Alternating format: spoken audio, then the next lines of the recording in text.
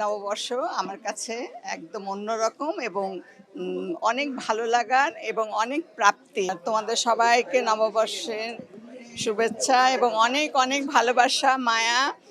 আর এবার নববর্ষ একটু অন্যরকম, কারণ বহু বছর পর আমি আমার ছোট কন্যা একসাথে কাজ করতে মানে উদযাপন করতে পারছি। এটাই সবচেয়ে বড় আমার মানে নববর্ষের জন্য উপহার আর কি আমি বলবো। আর তার অনেক প্ল্যান, সে একই রকম শাড়ি আমরা দুজনে পরবো, একই সঙ্গে ঘুরবো। এটাই আর কি আমার। সেটা ওই আমেরিকা থেকে এখানে অর্ডার দিয়ে তারপরে আনিয়েছে আর কি।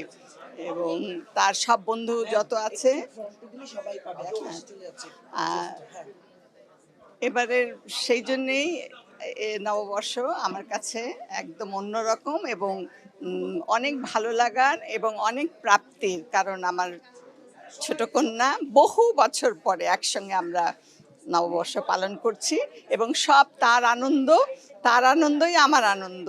সে একই রকম শাড়ি অর্ডার দিয়েছে, ওখান থেকে সেই শাড়ি পরে সকাল থেকে বলছে তুমি সেজে থাকবে, তুমি কেন এত মন মরা হয়ে থাকো, সবাই আমাদের রাগ করে।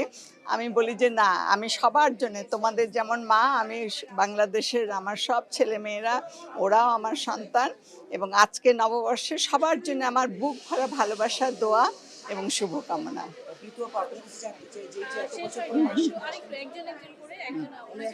হ্যাঁ ঠিক আছে, একই। হ্যাঁ একটু একটু কন্টিনিউটি রেখে তারপর যেই তাহলে ভালো হবে। এই যে মেয়েকে নিয়ে বলছিলেন একই রকম ড্রেস পরেছেন, যাদের সঙ্গে কাজ করেন তাদের সামনে মেয়েকে নিয়ে আসতে পারে, সেটাও তো নিশ্চয়ই সেটাই অন্যরকম আনন্দ, অন্যরকম ভালোবাসা। এবং জানি না আর হয়তো হবেও না, কারণ এত মানে শেষ বয়সে এসে এত আনন্দের ছটা আমার জীবনে অপেক্ষা করেছিল, আমি কখনোই চিন্তা করতে পারিনি। নববর্ষে কোনো কিছু মিস করেন এই স্টেজে এসে, যেটা হয়তো আগে ছোটবেলায় নববর্ষ উদযাপন করতেন, যেটা তখনকার আনন্দ ছিল অন্যরকম, অল্প সময়ের জন্য সব শেষ হয়ে যেত।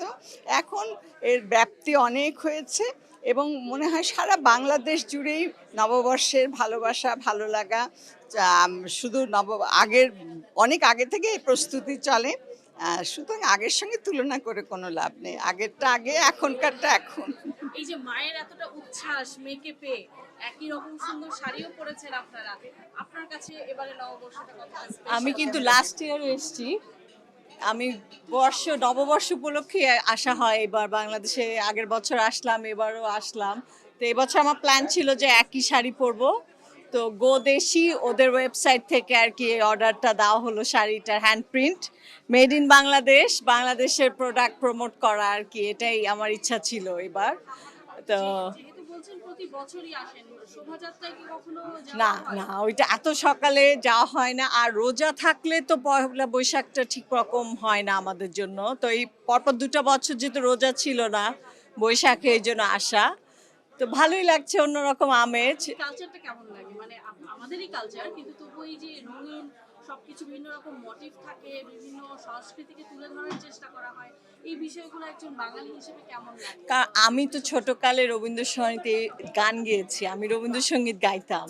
তো আমি সংস্কৃতির মধ্যেই বড় হওয়া। এখন আছি 26 বছর দেশের বাইরে, কিন্তু সংস্কৃতিতেও ভুলে যাওয়ার কিছু না।